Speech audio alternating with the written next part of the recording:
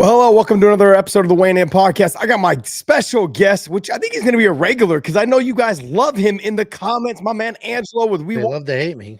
They love to hate you. It's a love-hate relationship. We got it. I understand where they're coming from, to be honest. I really, Okay. okay.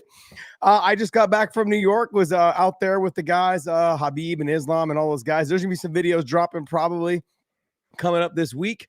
Also, some footage of Islam throwing me around like a rag doll, which I think Angelo will love because he couldn't do that to me when I trained with him. So, I mean, you and I, we were supposed to have a takedown competition, and you no-showed. well, I actually did some drilling with you when we were training jiu-jitsu, and I realized Drilling? I realized that there's no way you're stopping a takedown, bro. Yeah. Look, it depends. How long do we wrestle? If we wrestle for just 1 minute, I gotta get a It's a takedown. In 1 takedown. minute? It's No. whoever gets a takedown. Okay. Takedown It's- competition. Okay, so how long are we doing this for? Like 10 minutes? I don't need very long to get a takedown, so it shouldn't be. Oh, too you're bad. gonna. Oh, it's. I thought you meant like I couldn't take you down. It's whoever gets the first takedown. Oh, that's a takedown. It's like a competition. shark drill. Oh, I thought you were saying like you. I thought you were trying to say that I couldn't take you down. I said I will for sure take you down. That was the talk. The talk. It's whoever was- gets the first takedown. Oh, I the mean, first it's- takedown. Gotcha. You no-showed. The key takeaway here is we had it scheduled. There were witness. You Cancel. no-showed, and then when we called you for no-show, and you're like, "But it stormed last night." This is a good segue is into exactly what this is a good segue into the fact that I want people to get to know you because I know that people in the comments hate you, and I love this, to be honest. But in all fairness, you're not just some schmo off the street. Okay, let's be honest. Let's let these people know who you are. I'm gonna give you. I'm gonna let your head blow up a little bit. This dude's got some really good wrestling. Not only is he 275, okay, but he's got really good 260. wrestling. 260, 275. 6'3", 260. 6'3", 275. There we go. 275. I'm not getting off 275. Okay. But look, you used to be one of Glover Teixeira's like training partners for his wrestling. Like you put in the work with Glover. You were there constantly. Yeah, we're Connecticut people. This is when Glover worked at the deli, and then for like then he started training together forever. Like he just wandered into the wrestling gym, and there was like an agreement: you teach me how to wrestle, we'll teach you how to do jiu-jitsu, and that's how they ended up in the wrestling gym. Then he goes to WEC, gets a couple of wins, and the UFC's like, "We want you, but your paperwork's not in order. You got to leave." So they went to Brazil, got his paperwork in order, came right back to Connecticut. He's still there now, and just was just a big boy wrestler. You got him when originally the UFC wanted him, and I know he was training with Chuck Liddell. Chuck Liddell and him were like big. He went out. He would go out to California for like a month, 2 months, come back. Yeah. And so in that process, I remember why he was so good. He was so hard to take down. His wrestling obviously needed some work. That's why he came to wrestle with you. But in that process, though, like he was fantastic. The UFC wanted him for a reason. So it's not like you're some schmo. I just want to make sure everyone understands that you're not just some gambling degenerate over on We Want Picks, basically talking about bets and this and that, right? But you actually know what you're talking about. You were the biggest sandbagging blue belt I think I've ever met in my life. I have two things here. First of all, I wasn't like Glover's wrestling coach. We were just in the same room, the big, you teach me how to wrestle, I'll teach you how to do this. Great, let's do that. He would shoot a takedown from 100 miles away, get just his fingertips on the back of your legs and still suck you up and like it was crazy what that dude could do. He's just otherworldly strong. Two, what the hell was the second thing you said that I needed to refute? That you're not 275? No, I got that one on You the are 275 though, brother. I want to see you step on the scale tonight, but let's move on. Let's move on to that. Let's keep talking about this thing because I want to know. Like, look, back then Glover was the fucking man. I probably shouldn't have cussed because that's going to hurt our algorithm. But bottom line is, he was the man, dude. The UFC loved him, wanted him, still is, man. He's a great guy. One of the nicest guys I've met in the sport. There's a handful of them, right, that I like to talk about. Him being one of them. He is a fantastic human being. And you can see it the way he is with Alex Behed. Like you see that he puts in the work and the effort, still coaching. He's that guy. But also, too, he used to manage fighters.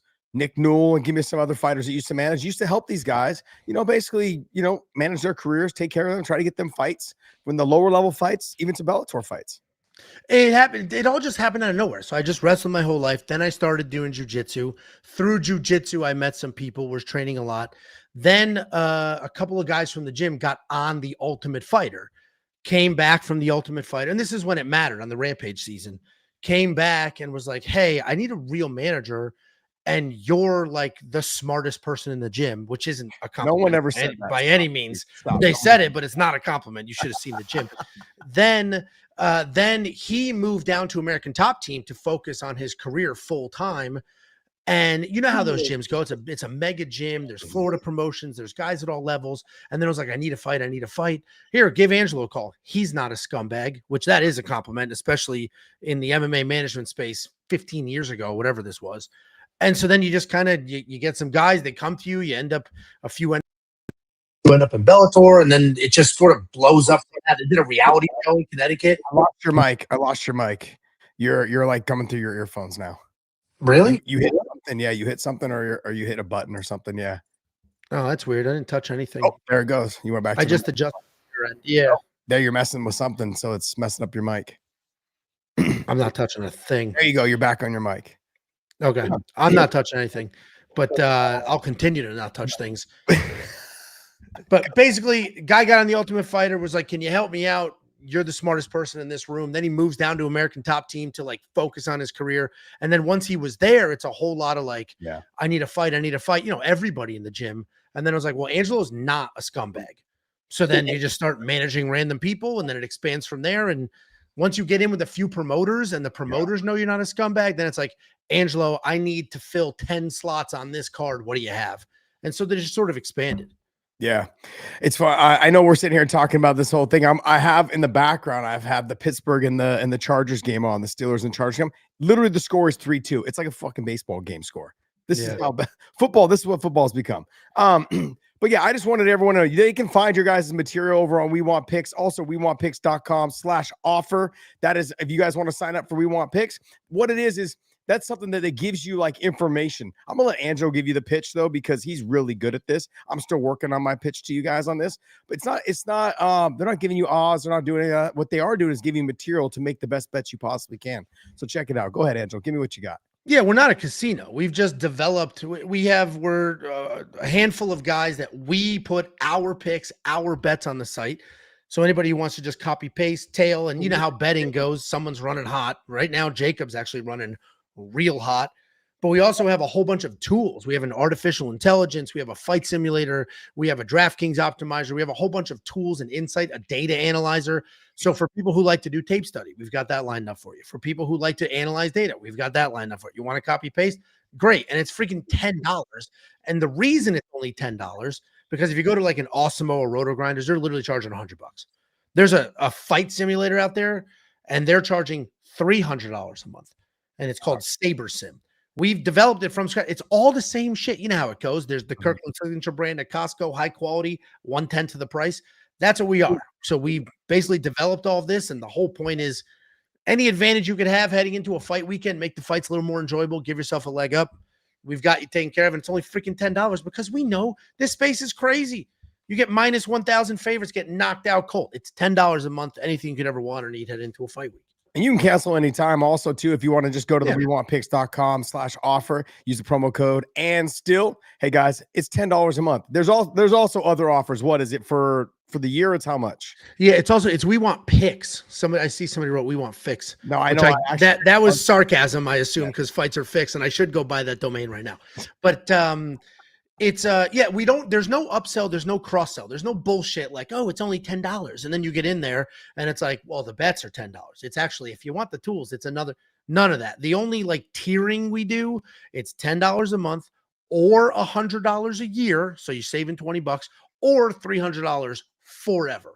And it's funny because I had somebody reach out that was like, hey, I've already been a member for a full year, can I buy two more? Like, can I just give you $200 and get lifetime? It's like, yeah, fine. I'll let you. You've been here a year. Fine.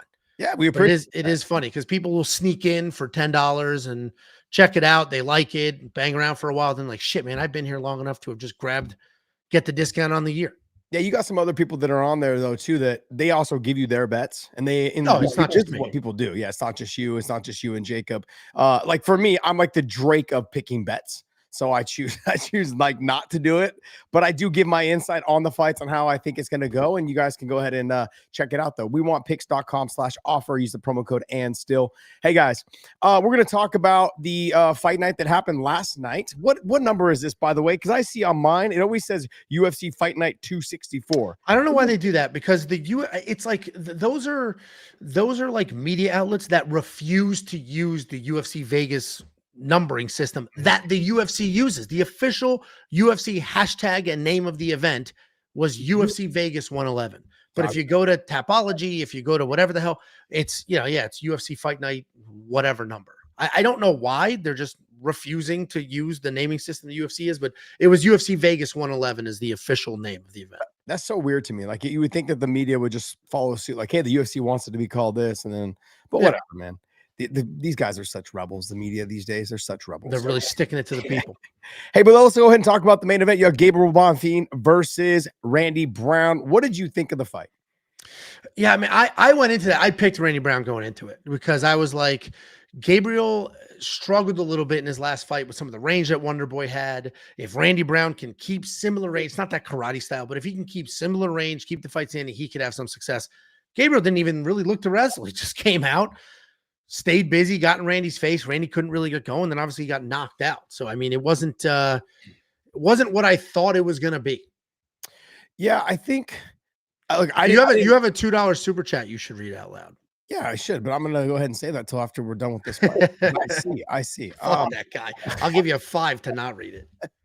Oh man, this guy. It's all right. Zach Walls. It says from Zach Wolf. It says, Josh, get this guy Angelo off the pod, or I unscribe. Guys, man, let's keep it positive. You guys know my energy. Let's keep it positive. Look, I'm out here to have fun, guys. Come on, let's keep it positive in the chat section. Angelo's my guy, man. He lives down the street from me. I'm glad that I get to do this. I'd like to start doing something like this more in person. That would be a fun one. But the problem is we just pop these up whenever we feel like it. The problem is people will see a zoomed out camera and be like, fuck, Josh is small. That's the problem. Wow. Full size next to full size. Like, damn, dude, Josh is teeny beanie. I told you 275. That's what it is. 6'3", 6'4", vertical 275. You'd probably be a little bit taller if you had hair, but you're bald. So I mean, like, well, that's not true. Oh my God. It's a hat head. Take it off. Judge a hat head. Let's see it again. You cannot. What is it? Do you really have a tumor in the front of your head? I have a giant tumor on the top of my head. Why don't you get it removed? It's obviously benign. Yeah, it's like a cyst. Basically. Yeah. But I say tumor for dramatics. Tumor. You got a tumor. Yeah, it's not a tumor. It's got a tumor. Look, I didn't think that Randy Brown was going to get this done. I thought that Bonfim had all the tools and weapons to the explosiveness on the feet and the ability to take this fight to the ground if he chose to, which he did not choose to do. And also, too, like, you saw that Bonfim had troubles with Stephen Thompson, correct? Yeah. Yeah. And so he hated that range. So he turned into a wrestler. He hated that range, but you're also dealing with a world-class style kickboxer. Oh, a very different style, years old. for sure. But that style is always difficult to deal with. So I didn't actually put too much credit into that. I was like, nah, Stephen Thompson's hard for anyone. Ask Kevin Holland, right? Like, you're dealing with a guy that can, oh man, he's still fast. He's still this. He's still that. Kevin Holland's in the corner going, gosh, dude, he's fast. Yeah. Just because the punches and kicks come from angles that the normal MMA guys are not used to. They're used to guys standing in front of them and fighting. Stephen Thompson's not doing that. I thought Randy Brown had a chance if he stayed long, but I figured that Bonfim was going to be overly aggressive. I also thought that Bonfim was going to do more of what happened to his brother, that he would start to slow down. No, a little bit of that, but just slow down, start to really kind of like wilt under pressure. If this fight got into rounds 4 and 5, especially in round like 3, 4, and 5, I started seeing him because they throw with so much aggression. When you have that much, like, that much energy that you're busting, you're throwing it so much, so hard, so fast that you tend to slow down. You can't do that for a long period of time. And we saw that with his brother, whereas we didn't see it with him because the fight didn't go long enough, really. So, but when we talk about who's next, what do you think about who is next for Bonfim? I think there's a couple of interesting matchups to make. So obviously Bonfim winning. So we got to give him a quality matchup. If you look at the rankings where we're going, I think Mike Malot's a decent matchup. Both of them have a nice little win streak. Neither one of them are super young. Like Mike Malot's like 34, 35. So we got to kind of figure out what we're doing with him now before we miss his peak. So I think Bonfim versus Mike Malot's a good matchup. Interesting. I do actually kind of like that. But I was also thinking they're not that they're young, or, or whatever, but I'm also thinking Malot's got some upside to him. He's got the whole country of Canada behind him. So Yeah. I don't want him to lose. And Bonfim's kind of making his rise up to the top right now. And with a record of 19-1, I can sell that still. But I would look more at the older guys. I want to build them up on one of the older guys, Burns, Neal, or Magny. One of those three guys. Give him Burns, Neal, or Magny.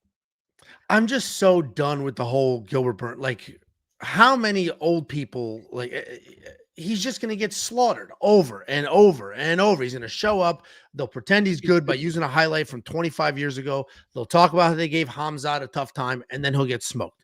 That's been like his last 7 fights. We got to be done with what. Actually, do Gilbert a favor. Give Gilbert a young kid that he can beat, or give him another old. We can't do Gabriel Bonfim because you know why you can't do that? It's a meaningless win. Who would ever see Gabriel Bonfim beat Gilbert Burns and be like, nice win? Nobody. No. But the thing is, you're giving him a name. And that's the thing. I'm looking for a name in this value here. And that name is like either, like I said, and you hate that I throw out Jeff Neal every single card. Every time we talk about something, I'm like, yeah, because at least I know he's going to stand, he's going to trade, he's going to get into a slugfest with somebody, and him and Bonfim on the feet would be a fun fight. And I don't know if Bonfim would be able to take him down. If he does, it'd be very difficult to get him down. And so Jeff Neal is another guy. Neil Magny coming off the great win that he just had. I mean, that's another guy. He just can't seem to go away. Like he loses 1 or 2, and then all of a sudden he wins against a fight against he's not supposed to win. You're like, shit, what is this guy still doing here? The Neil Magny's it's not terrible. It's not, I wouldn't say he's a name because it's also another, like, you beat Neil Magny. It's not necessarily like that's a great win, but it is like, all right, he beat a crafty veteran. So he, because the last time Gabriel Bonfim fought a crafty veteran, he lost. He got broke. That's the one loss he has. So, yeah, I don't hate the Neil Magny one. Pork commented that he called out Kobe. I don't hate the Kobe Covington one. That'll just never happen. Kobe Covington's waiting for some absurd payday that'll never come to fight some giant name that'll never happen. Exactly. And that's the thing. Like Kobe's like hoping that like, hey, the Conor thing maybe will eventually one day happen. The Dustin Poirier will sign on the contract. Dustin is literally in his house working out in the Silly Goose gym. Okay, that he built out a whole gym there called the Silly Goose. It's actually fantastic. I'm kind of jealous because I've always wanted to do that in my own house. But he's not coming back, guys. He's done. He's got an analyst job now at the UFC. He's not coming back, bro. Did you not see him on the airplane giving his take? I think that dude was drunk. He was something, and you could tell. You could tell it was in the morning. He left the club and he went straight to the plane. Got in the plane and was like trying to say his words. It was awesome. I love that for him. Because a guy at his level that he had competed, he didn't indulge like that throughout his career. I'm glad he's enjoying his moment right now. Yeah, go for it. Taking his millions and just putting it in his pocket. What do you do with Randy Brown? Randy Brown's an interesting one because, I mean, obviously that's not a great loss. He got knocked out. It wasn't close. It's not like it was like, oh, super like he got knocked out. So that's obviously not spectacular. I think you could give Randy Brown, I got 2 names here. I think we can give him Uros Medic, or there's your Jeff Neal. Because Jeff Neal just got knocked out too. Okay. I see where you're going with that. But you know what else? I wanted to also give him kind of a name because I do enjoy watching him fight. But somebody someone's got some power, but he's also slowing down. I think he's 38 years old. I would go Chris Curtis. I guess. I mean, that's not, I don't hate that. I don't hate that. I like your Medic fight, though. I do like your Medic fight. That is a good fight. They're both long. They both kind of get scrappy. Medic gets dropped in every single fight, not in this one, but he normally gets dropped in the first 30 seconds of every fight. It makes it fun and entertaining. But yeah, I was thinking that as well. But yeah, I like the Chris Curtis. I enjoy watching Chris Curtis fight because he just comes forward. I don't hate the Chris Curtis one because he'll box with him and it'll be striker versus striker. And I don't hate the Chris Curtis one. He's obviously trying to reinvent himself at welterweight, even though he's 38 years old. So I don't hate Chris Curtis. If you could do me a favor and silence your phone, we're at work right now. I'm actually doing that right now. I mean, movie theater rules, Josh. Yeah, I don't movie theater rules, please. Why? I wish it would let me do it longer than like until the morning. Like, how about just turn it off? 175? Swipe down from the top and hit that little. No, it's not my phone. It's my laptop, and it won't let me do it for my laptop. Yeah. Wait, aren't your headphones connected to your laptop? No, my headphones are connected to my Oh, Rodecaster. you got some complicated nonsense Yeah, going on. I've got a real setup, dude. I'm not just filming this from my phone camera like you are. I have a little tripod, and you've got the cool mic in the picture, like it's legit. But then you're using. We have the exact same microphone. My headphones just go to my computer and I Mine hear does from not I don't have a. green lights. Mine doesn't have the green lights, the little geeky green lights. There, Well, it's the same brand. same brand. So Brandy Brown, we've go ahead and solved that issue. But let's go ahead and talk about the next fight. You got Joseph Morales versus Matt Schnell. Look, in the flyweight division, I really, to be honest, I don't care who they fight. If you're not in the top 5 in the flyweight division, I'm like, you fight whoever. Okay, like that division to me it's still trying to find its way back. There's very entertaining fights in that division. It's probably the most stacked it's been, but they can all beat each other, and they're all just like fast ferrets running around the cage until someone catches them in a submission or gets a knockout or something, or they go the distance. It's like one of those weird. Nothing ever really stands out to me until you get to that top 5 or top 8 fighters. So in this situation, Joseph Morales, though, to me, looked absolutely fantastic. How did you think he looked? I thought he looked pretty good, honestly. I think Joseph Morales, he out-grappled the grappler. He found his spot. Obviously, he had to reverse that position, and he found a finish. It's a weird win where I don't know how this was the co-main event. Matt Schnell's a gamer. Like Matt Schnell's he's not a quitter. He literally quit by tapping, but you get my point. He's not a quitter. Like he will get after it. He'll swing. He'll fight as long as his body will allow him to. The problem is it's not allowing him to fight very long. This guy's 17-10. Unfortunately, he's just not at this level anymore. So a win over somebody like that isn't like, wow, great job. So I think you take a Joseph Morales and let's give him a tougher opponent and see what happens. Yeah, look, Joseph Morales is one of those guys. Like I really couldn't, like I said, I didn't really even think about matching this fight, to be honest, just my personal opinion. So whoever they decide to put him against, go ahead and set him against. He's not quite ready for that top, 8. No, nobody ranked. Yeah, nobody ranked. And the same thing with Matt Schnell, obviously after the loss. But I thought Joseph Morales, with his transitions and the grappling, his ability like to on the reversal on the takedown and getting to the top position, and the way he transitioned to the neck, beautifully done. Overall, like this is what you're looking for in those flyweight fights, is the scrambling, the potential to look for the submissions or the knockout or hit somebody in transition. He did all of that. So for me personally, it's whoever they decide to have him fight next up until they get in closer to that top 8, top 5 competition. I did match him up. First, you got to cut Schnell at this point. It's nice. He's fun. He's entertaining. The dude has won 2. He's 2-6 in his last 8. Yeah. And if you move to 9, he's 2-6-1. If you move to 10, he's 3-6-1 in his last 10. Like that's what are we doing? But I did say Joseph Morales should fight Alon Nascimento. I think it's a quality fight. They're both really slick grapplers. Alon showed us he's got random out of nowhere off the cage kind of power. So I wouldn't mind a matchup. But neither one are ranked, but maybe a couple of solid wins can get them there.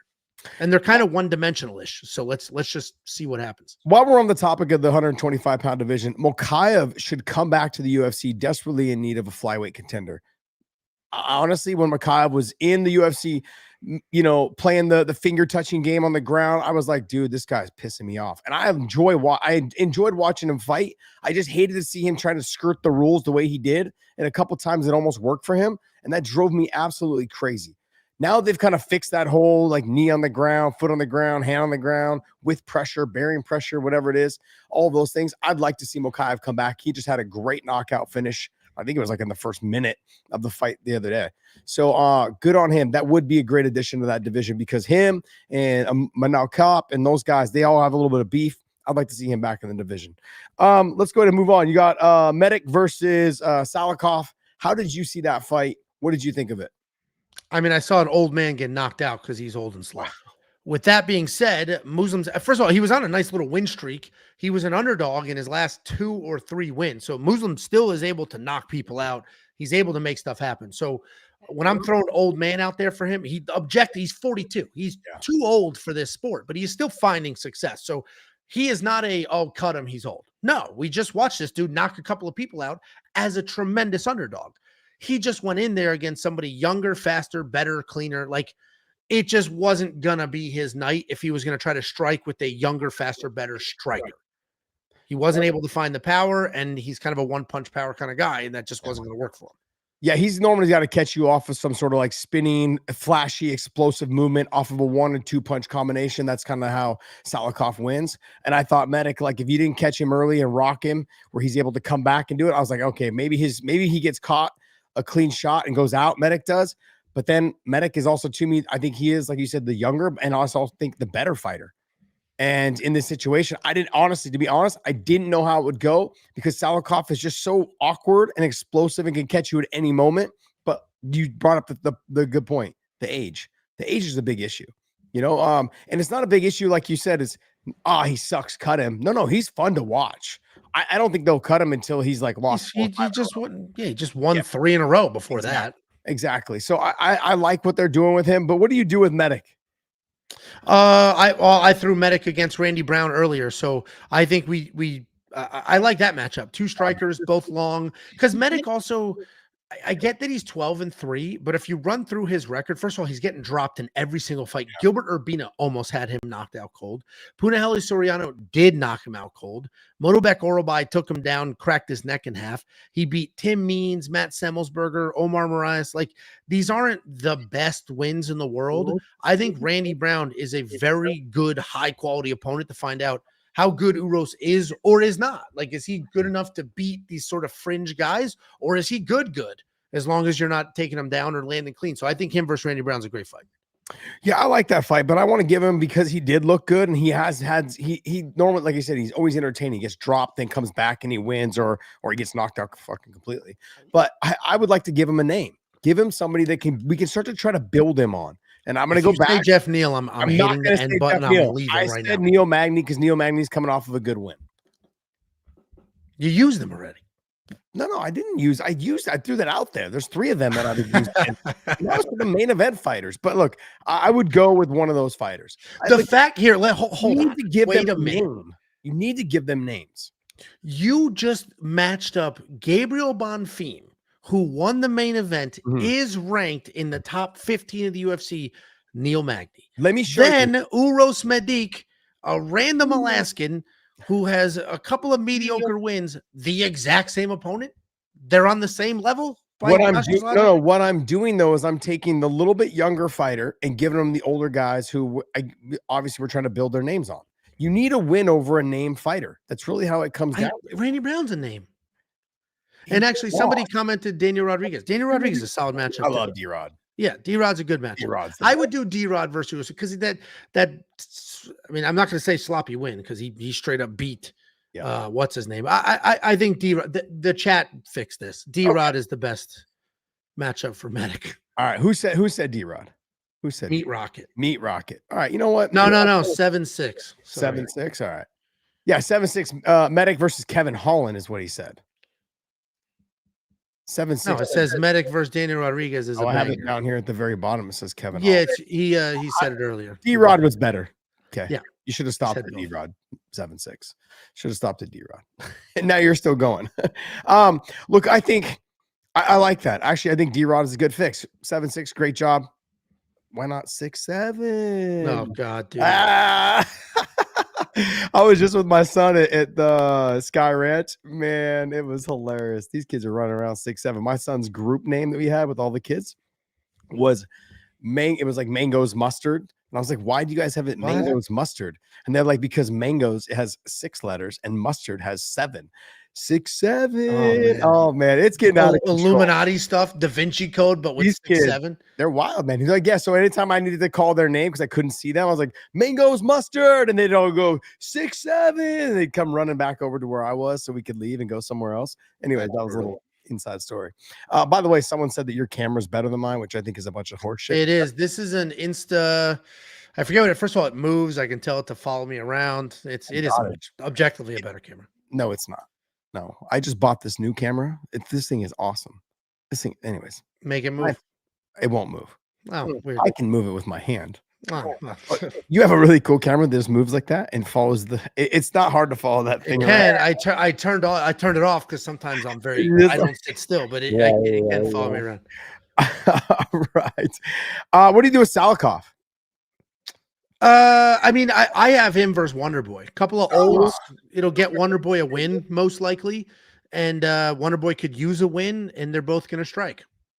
You know what? I was going to go with Puna Soriano, but I like that a lot better. The Puna one will take him down instantly is the yeah, problem. but I like that a lot. You want to know why I like that a lot? Because Wonder Boy Thompson has also come out and said, you know what? I don't want to fight the young guys anymore. I'm not fighting the young guys anymore. Yeah. So this would be a great fight. Both of them on the feet, doing a lot of spinning attacks and all this I other have crap. something to show you. Keep going. Okay. All right. I think it'd be a great fight. The two of them on the feet would be fantastic. Might be a little standoff game in the beginning because Salikov would be a little hesitant on figuring out how to close that distance. But yeah, I'd like to see them get after it. The two of them at 41, 42 years old be a great fight. What do you got for me, buddy? Wonder Boy is the best looking person in the UFC. Objectively, this is a real, this isn't a prop. He actually is the model for this hair dye. Oh, that is awesome. Yes, I have this in my office. Extremely jealous. Yeah, he's got better hair. He's better looking. He is better looking, dude. We were the best looking dude in the UFC. It's not even. We were in Ranger 13 or 15. I think, anyways, we were in a movie together, the zombie movie with Tim Kennedy that and Randy Couture that they did. So, hey, what do you do with Chris Padilla and Ismail Bonfim? What did you think of the fight, and where do you go with Padilla? Yeah, good for Taco, because when Taco was signed to the UFC, it was like, this guy's a regional guy. He's got 6 losses. He's kind of a bum. And now here, I think he has 5 UFC wins right now. So he's been good for him. And they're not easy wins. They're giving him kind of tough matchups here, and he's grinding.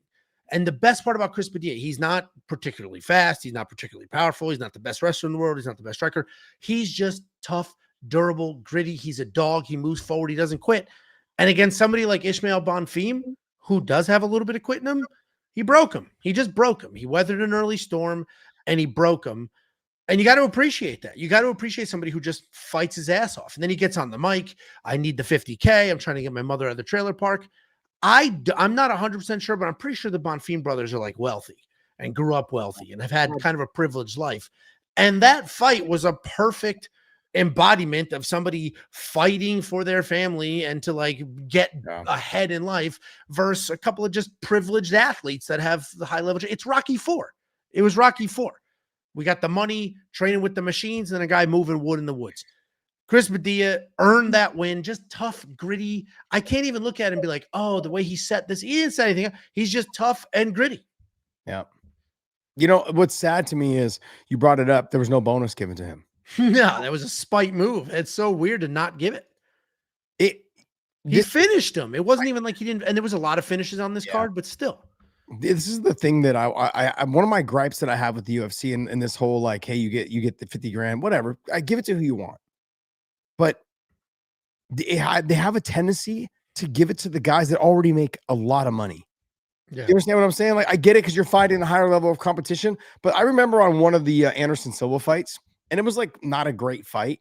And there was like 2 really good knockouts earlier, and they gave one of the bonuses to Anderson. I'm like, this motherfucker's making millions, and this dude down here making 12 and 12. And I know they do the backroom bonuses that they used to. And he might. They send you something. They send you something in the mail. You know, but I just feel that even though you get the bonuses, you still get like the something in the mail sometimes too. So not only do you won the fight of the night or you won the performance of the night, you get that bonus, but then most of the time they'll send you something at home as well. It's just such a weird, especially right now with the fight fixing allegations. And I mean, they just arrested 2 people today in the MLB. Did you see that? No. 2 pitchers for the Guardians, the Cleveland Guardians, got straight up arrested for juking their stats, the controlling their pitch counts and betting the over and under on pitch counts. So especially with that happening and what happened with Isaac Dogarian last weekend, having professional athletes on a microphone begging for money is such a bad look. Yeah. I understand the bonus structure. You're trying to drive behavior. Whatever you do for a living, they pay you to drive behavior. If you get commission, they want you to sell shit, so you get commission, right? Like that's why when you buy the TV and they're really trying to upsell you that warranty because they get a couple of bucks to sell you the warranty. We found out when the FAA was being, they had to do the panel in front of the government. We found out that the gate agents get like $10 bonuses for every bag they kick off. If they make you check a bag at the gate for $50, they get $10. So wow. You try to drive behavior with money, right? That's why commission exists. So I understand the bonus structure. You're trying to drive the behavior of go find a finish. I'll give you 50 grand. Problem is, it's not guaranteed. Make it guaranteed then. Then everybody who gets a finish gets 50 grand, because then you do have professional. This is the highest level of this sport. There's nowhere else to go. This is the peak of this sport. And people are begging for money on the microphone after win. It's a bad look. It just kind of, it doesn't, you want to cut a promo like Josh Hokett did? Great. You want to ask for money to feed your family and stuff? Like, it's just, yeah. And I'm not saying it's a bad look for Chris Padilla. I'm saying it's a bad look for the UFC that your athletes have to ask for, like, do the bonus structure. Yeah. For all finishes. I would imagine that they're going to send him home. They're going to send him some cash when he gets home. They'll send him a check in the mail. Hopefully we find out on Wednesday. He's on Ariel Helwani's show talking about they bought my mom a house, with The Rock. The Rock bought what's his name an apartment. Yeah. No, it would be nice if he did, like you said, he did go on some show, or they had him on a talk show or something like that. And he's like, yeah, I actually got, a pretty good bonus that was sent to me or mailed to me or given to me in the back, like for the performance. Look, I'm going to talk about his performance now. Absolutely stellar. The reason why I say stellar is because, like you said, he doesn't do anything great, but he's good. He's tough. He stayed in the pocket. He covered really well. He took some big shots. Absolutely. He also delivered some fucking great calf kicks and some great leg kicks. He had Bonfim really trying to get him out of there. I think kind of what saved Padilla was that every time he looked like he was in trouble, he was able to weather the storm, and Bonfim went after him and gassed himself out. And then the rest of it was history. He's like, I'm going to out tough you. I'm going to show you that you don't have the explosiveness and the power to knock me out. And as I basically make you or gas you out on my face, I'm going to go ahead and take over. Homer Simpson approach. Exactly what he did. Exactly what he did. And great job, man. He did some good work against the fence too. Like, he was doing really well. He just, nothing like stood out. He's not great anywhere. But what do you do with him in terms of matchmaking him?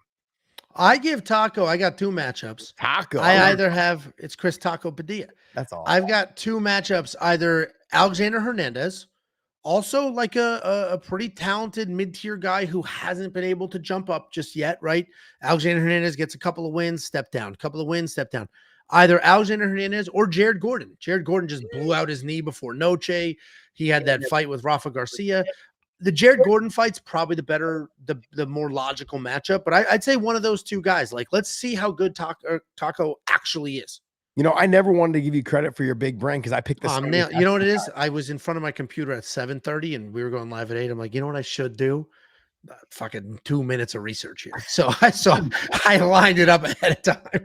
I actually picked the same exact two guys, Alexander. I bet you did. Show me. And Jared Gordon.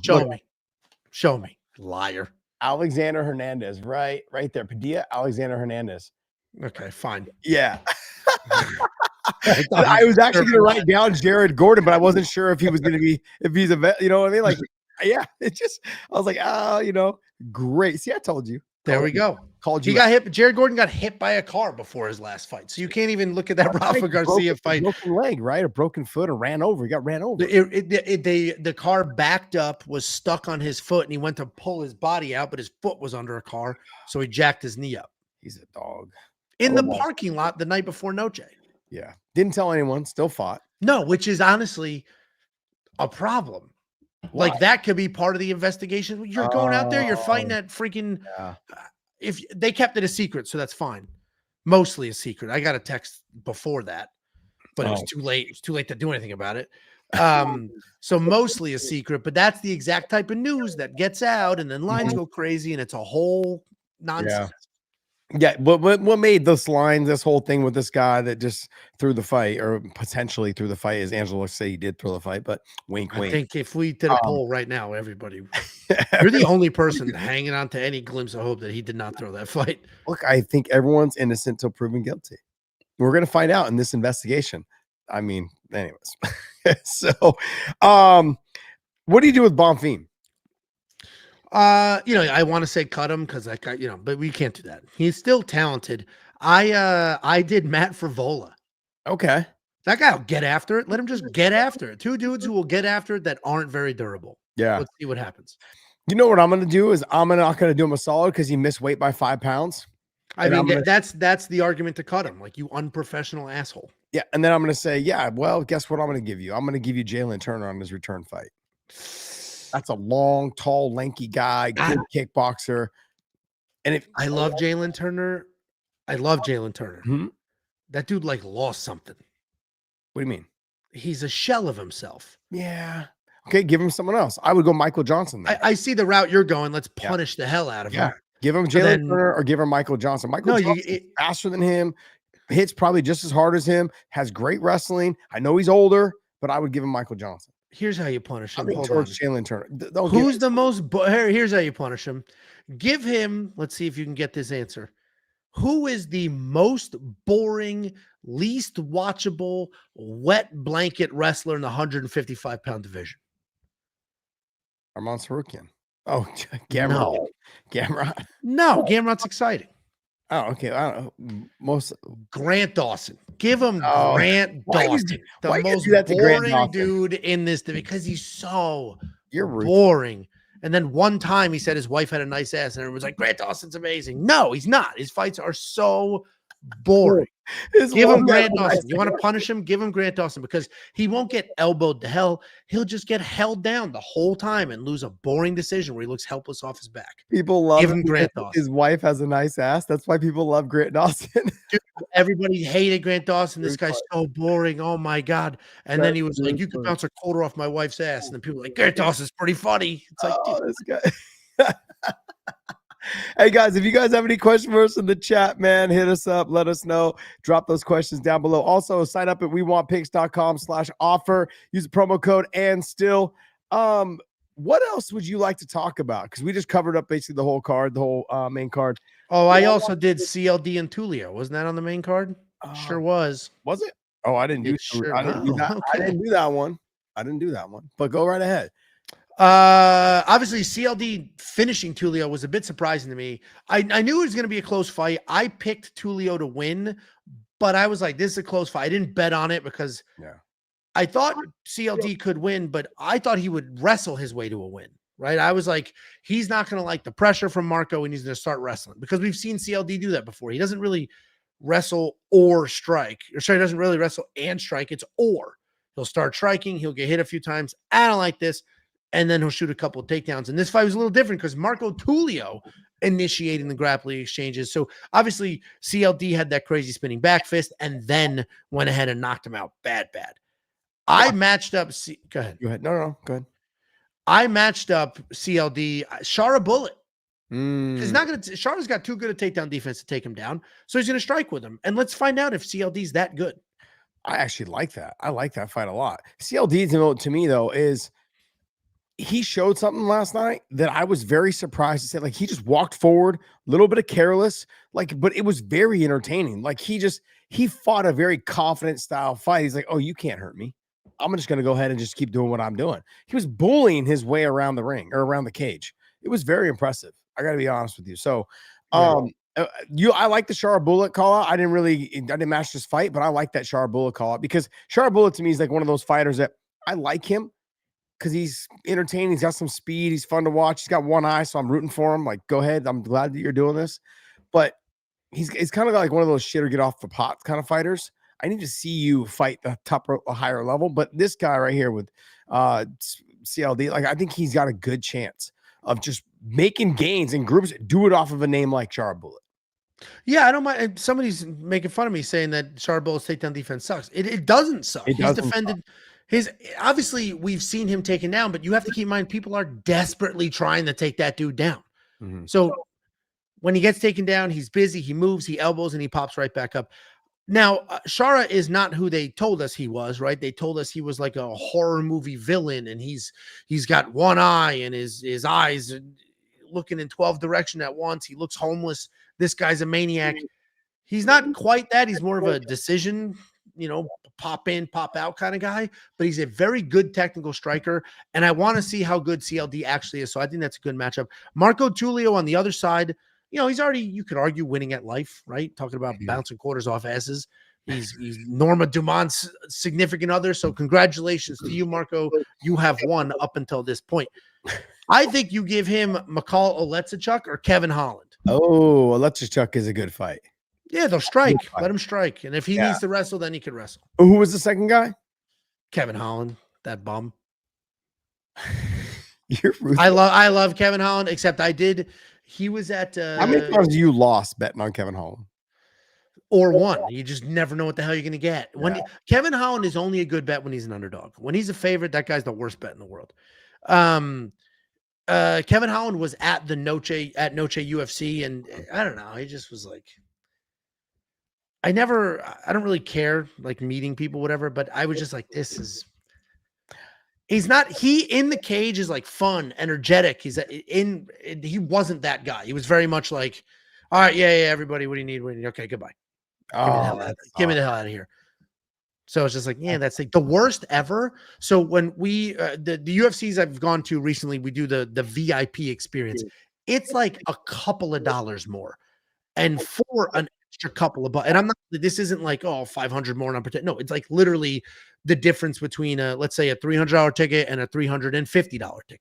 Wow. And you get the same seats, like they're not their own section. There's seats, and then you get a lounge. A full lounge access for the entire undercard with unlimited alcohol, unlimited food. You can come and go as you please. It's the deal of a lifetime. They'll bring fighters in as well. So if you're really into meeting fighters and hanging out with people, they do it two different ways. Sometimes they'll bring fighters in to just literally have drinks and hang out. Jan Blachowicz did that at UFC 303. Couldn't have been good. That dude was just drinking beers, hanging out, just like standing next to you, watching the fights the same way. Coolest dude in the world. The two worst people that I've experienced with that, and you can't really judge somebody off that interaction, but the two worst people, Kevin Holland, that dude could not have been less interested. Cowboy Cerrone. Cowboy Cerrone didn't even, they brought him in for it. He went right like past the ropes, got food, went to the back, ate his food, left, didn't say hi to a single person. And, again, you can't really judge. I don't know what his day was leading up to that. I don't know what the UFC told him to do. They might have screwed him 5 minutes earlier. I don't know. But in that, you meet Brandon Moreno was awesome. Kayla Harrison was awesome. Like, you meet a lot of people, and they're like, these people are awesome. Then you meet a few, you're like, that sucked. Kevin Holland was one of them. So. Wow, because I don't get that from Cowboy. Cowboy's always been really fun to be around. He's entertaining. Like we fought in the same card in Chicago. He's great. That's around you though. Yeah, that's true. It's not. That is true. And like you said, you really don't know how their day was. Sometimes you just get robbed. And if he's in town, I mean, I'm sure the UFC probably had him doing like some autograph signings or like staying busy throughout the day. He's probably exhausted talking to fans all day. He's like, I'm fucking just want to get some food 100% for a sec and just detox for a moment to clear my mind. So, yeah, man, like that's with Kevin Holland. I was just with him at Fury fights, like, I don't know, a month ago, and they had it here in Dallas. Yeah. So I was like, okay, like, but to your point, he's very energetic. Like, but it's not somebody that he's all over the place to me. For me, people were kind of hitting him and saying, hey, what's up? Okay, take a picture. Okay. And then he runs on to something else. Like, no like real socializing, no real getting to know people. It's like, all right, cool. Yeah. Okay, cool. Yeah. And then, okay, bounce. I understand what you're talking about. Was he wearing his Fire Your Manager shirt? He has a management company now. Yeah, he has a management company now. He came in with a whole entourage, and they all had the Fire Your Manager shirt. Mm-hmm. So I asked somebody in his entourage, I'm like, what is this? Mm-hmm. And that dude didn't give a fuck to tell me either. He was just like, yeah, we manage fighters. I'm like, oh, cool. That dude didn't. I'm like, oh, goodbye. You can't even market your own business. Yeah, goodbye. See ya. All right, I want to talk to you about just real quick about this, and it says 8 ranked UFC welterweights compete in the next 2 weeks. Insane. Basically, in the next 2 weeks, we're going to find out how the welterweight rankings shake out. But the first one, obviously, you have next week, which is JDM and Islam. But you also got Gabriel Bonfim and Randy Brown that fought tonight. We know Bonfim wins. But then you've got Leon Edwards, Carlos Pratis. You've got Sean Brady, Michael Morales. You've got JDM and Islam, and then you've got Bilal and Ian Gary Machado. Tell me which one of those fights interests you the most. I mean, we already saw Bonfim and Brown tonight. Which one interests you the most? I mean, it's probably a cop-out to say Islam and JDM, so I won't say that one. That's the obvious one. I would probably say Ian Gary and Bilal. Oh, really? Yeah, I mean... Very rarely do people say which one interests me the most, and they use a Bilal fight. And I love Bilal. I would say I was gonna say it, Bilal, but you He called gets a it. bad rap for He being does. because even if he's like he got his ass kicked in his last fight. He got his ass kicked. Objectively, he got his ass kicked in the last But the fight. fight was so He entertaining. Yeah, he wasn't boring. He just took his beating and continued to march forward as if he wasn't catching a beating. But to me, it's less about like, oh, this is going to be the most fun fight because actually that might be one of the most fun ones because your boy could wet blanket. No offense, but get the belt however you need to get the belt. Sean Brady could wet blanket. However you need to get up there, get up there. Ian Gary, he's not going to look to wrestle Bilal. Obviously, he panic wrestled against Prates and he panic wrestled against karate Venom. He panic wrestled him. How about those moves? He panic wrestled against Michael Venom Page. He has to straight up strike Bilal, and it should be fine, but he's gonna have to defend the takedown. So to me, that's the most interesting of those fights. Huh? You don't like the Prates and Leon Edwards? It's an interesting one, but like Leon Edwards might be the biggest waste of talent. Now, if he pulls this off, good for him. But like, what a waste of talent! He won the welterweight belt with one of the best comebacks we have or will ever see.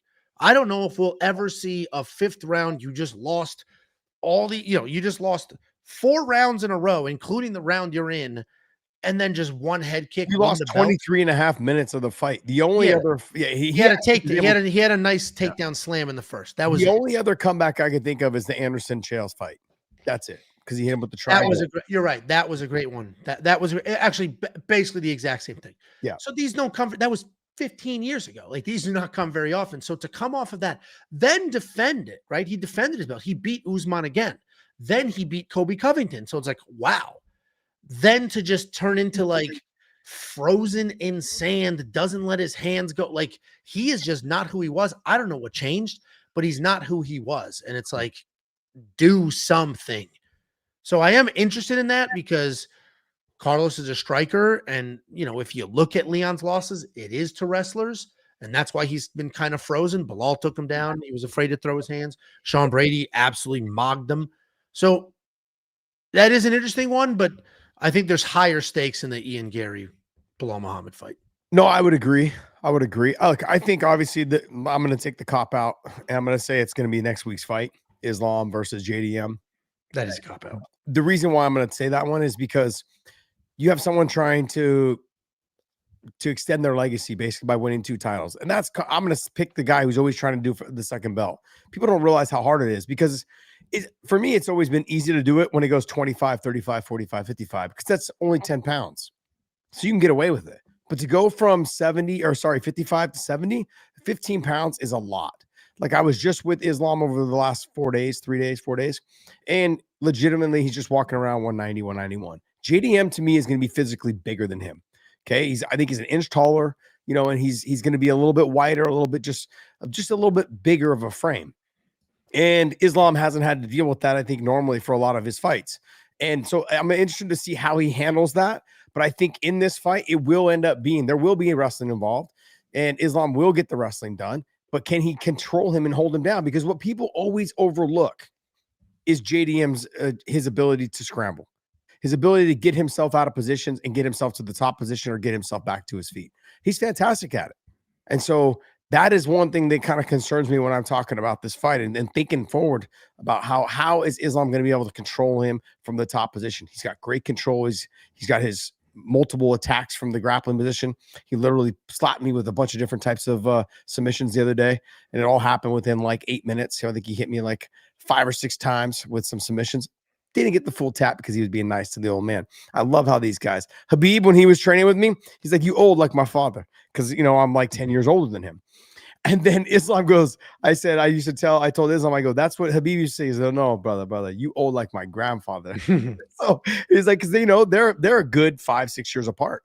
Yeah. So, or 4 years, something like that. So he just says you're old like your grandfather. That fight to me has the one that obviously there's a lot on the line. And plus JDM searching for his credibility. Imagine your first title fight, your first title defense is against freaking Islam. Yeah. Talk about short end of the stick. Your first title defense. That sucks. No, I agree. But I'm gonna what do you call it when you hedge your bet? I'm gonna hedge my bet on this though. Is that Sean Brady and Michael Morales to me will end up being a really, really good fight. To me, that's the fight that I'm actually, to be honest, outside of Islam being my boy, I'm the most excited to see that fight. Love Sean Brady. Sean Brady's been on the Weighing In podcast multiple times. And for me, Michael Morales is somebody that just doesn't fight to the excitement that he possibly could. He lets the other fighter dictate the pace. He goes off his athleticism. Sean Brady is a Philly boy, man. He's going to fucking take this fight to him everywhere in this fight, on the feet, on the ground. He's going to stand. He's going to trade. He's going to wrestle. He's going to do all those things. He has to. I think we eliminated half the things you just said. I agree with half of it. And then I think he's going to wrestle. He's going to wrestle. After that, I think he'll wrestle. And then he's going to do a little bit of wrestling. He's not going to strike. No, he's going to strike. You want to know why he's going to strike? I think that he realized the athleticism that Michael Morales has. It's going to be difficult just to shoot raw dog. So he's going to shoot. He's going to stand, but he's going to have to shoot he's going to have to shoot off of the stand up. He cannot just like shoot raw dog and get the takedown. Yeah, he's not going to Hamzat shoot from 26 feet away. Those takedowns are wild. He's not going to shoot from 20 feet away. He's got to set it up, but he's not going to. The last time he primarily struck, he got finished by Bilal. So in his last fight. What? The last fight where he took down and laid on top of Leon Edwards before submitting him? That one? But he stood a little bit with him. Stood some. Obviously, he starts standing. You stand to make it easy to get the takedowns. The objective is the fact that I just blew up your head before this show started. You didn't blow it up. I'm like, how good your wrestling was. That's what's going to happen. Talking about how good your wrestling is, but you should know more than anyone. You can't just shoot raw dog. You have to get these guys to react. You have to get them to exchange with you to make the takedowns easier. Otherwise, you're exhausted. No, of course. Of course he's gonna actually throw a few punches. I'm saying you're like he's gonna. No, he's gonna come out. All right. Do you think he shoots in the first minute of the fight? Ooh, it'll be close. It'll be around that minute mark. All right. So then how much striking could this guy possibly do if 80% of the fight he is going to be wrestling if he gets his way? You've got to threaten the takedown early to make him hesitant for the rest of the fight. That's how this works. My stand-up works a lot more efficiently if I threaten the takedown and make you think about it right from the jump. Martial arts. If I make you think about the takedowns, I can land the better strikes. And this I imagine he's shooting a takedown in under 1 minute and then a shit ton. Give me your analysis of Michael Morales. Your analysis of Michael Morales was correct. He relies on his athleticism. He waits for you, which is crazy because the dude is an Ecuadorian national freestyle wrestling champion. He is a high-level Muay Thai guy. He has all of these individual skills, and he's wildly athletic, and he fills out a dress. You've seen that guy in the dress. He fills out a dress. Wild. Oscar De La Hoya. Did you believe that? Is that real? Yeah, it's real. They tried to say, so there's two things that made it a little suspicious. It's like a national holiday, right? That was the first video of him in a dress, this is a national holiday. Everybody does it. It's like something they do. That's fine. Then there was like another video in a different dress later. It's like, well, okay, how many times a year is this holiday? It's just like the full moon schedule. Like, how often are we celebrating this? So he relies on his athleticism. He is not very dangerous. Obviously, he finished a couple of olds, but he's not very dangerous. That's fine. Not everybody needs to be a finisher. But you said this like a couple of videos ago. He fights to the level of his competition. You don't want that. Don't fight to the level. If you're the underdog and you're working your way up, fight to the level of your competition. But he fights down a lot. Yeah. He does. And I think a pure nonstop wrestler, which is what Sean Brady is, this idea that he's a striker is crazy. The pure nonstop wrestler, Sean Brady, I think is going to be a problem. Like, I know your wrestling is better when you set it up with strikes and you want people to get comfortable, right? Just like the way back in the day, GSP knocked out Matt Hughes. Kick the leg, kick the leg, kick the leg. He's going to block the leg. Bang, kick the head. Same type logic. Jab, jab, jab. He's ready for the jab. Bang, shoot a takedown. I get it. I don't think it's going to be that. I think Sean Brady is shooting immediately.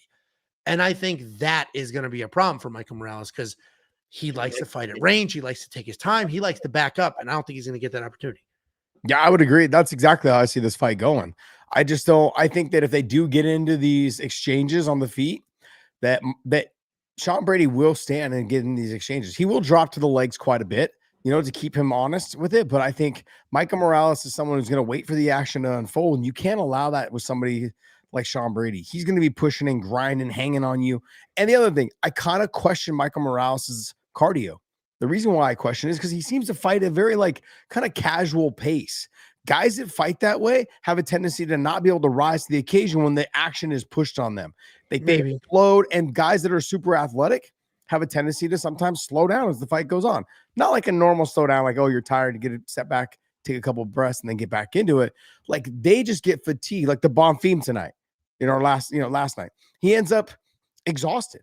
He ends up. They both do that, but yeah. But they're also the Bonfim brothers are like the younger one, or actually Islam's the older one.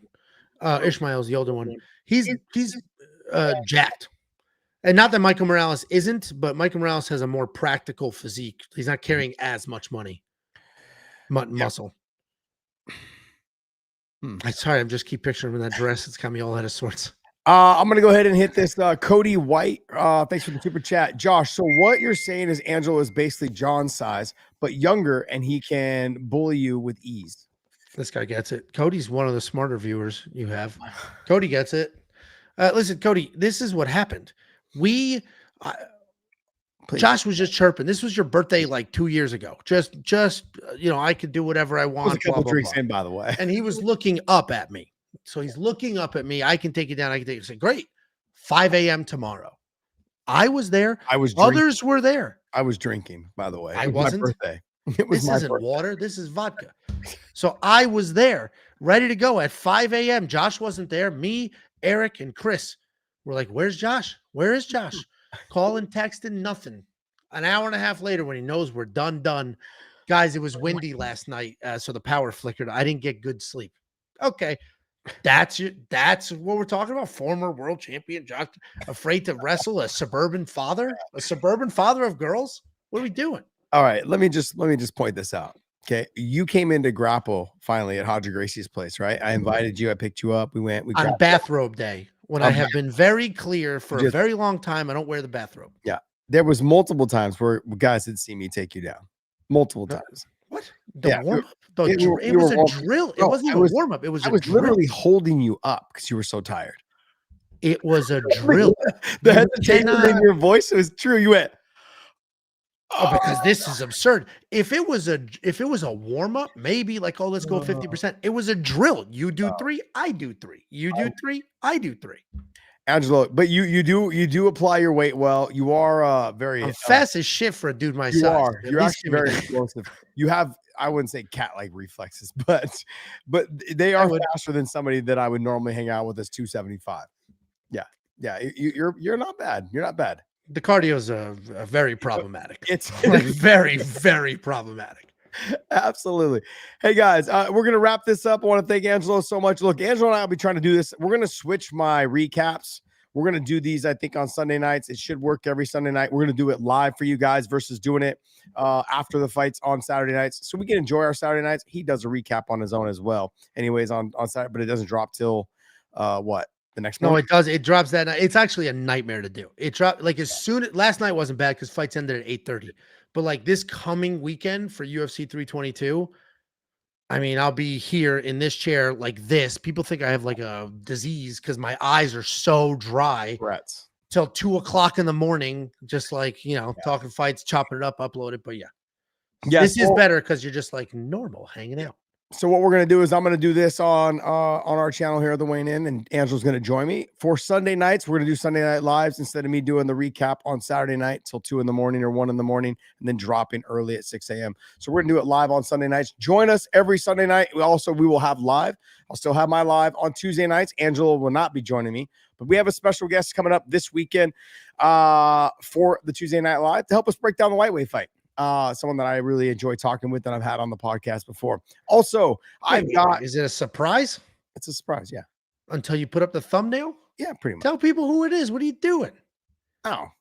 All right. Oh. Because we got more shows dropping tomorrow. I want to let you guys know we've got some major interviews that I was able to get while I was out there in New York with the guys.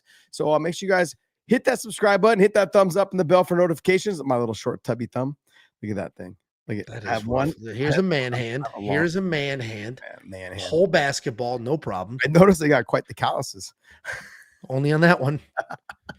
Yeah, we got some huge interviews that are dropping this week. You guys will like them and love them. So big interviews leading up to this fight. So hey, make sure you hit that bell and notifications.